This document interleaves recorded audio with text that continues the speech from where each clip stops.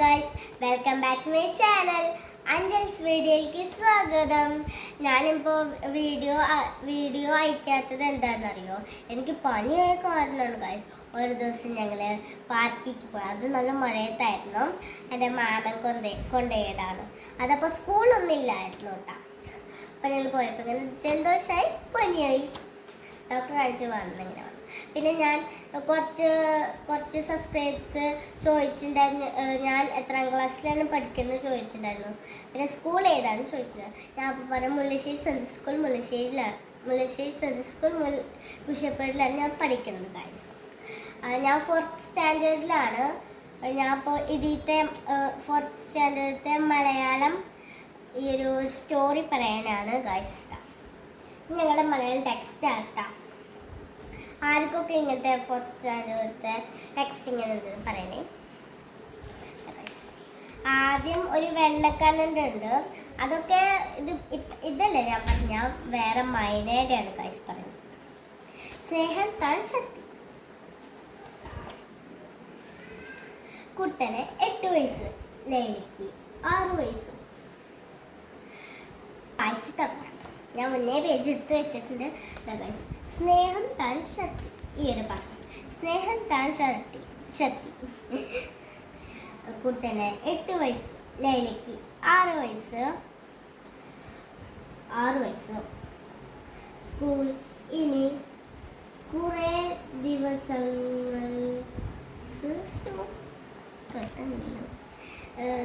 ദിവസങ്ങൾക്ക് തുറക്കുകയില്ല. അതുകൊണ്ട് കുട്ടി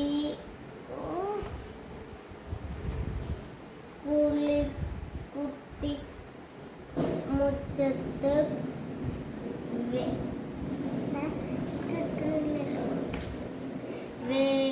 വേലും പോയി തുടങ്ങി.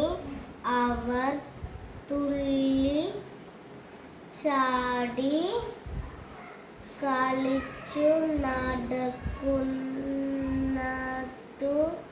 നീതിന് ഒരു മൈന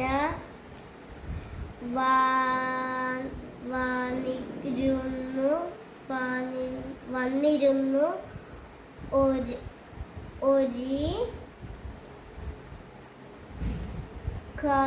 കണ്ണും ഒരു പക്ഷി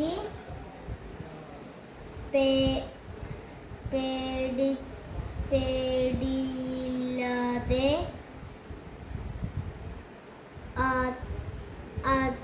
അടുത്തു വന്നിരുന്നു. കുട്ടൻ അവനും തോന്നി. പാട്ടുക്കെ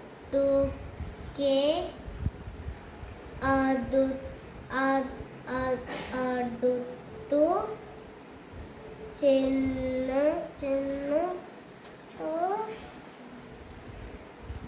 ചെന്നു അതിലെ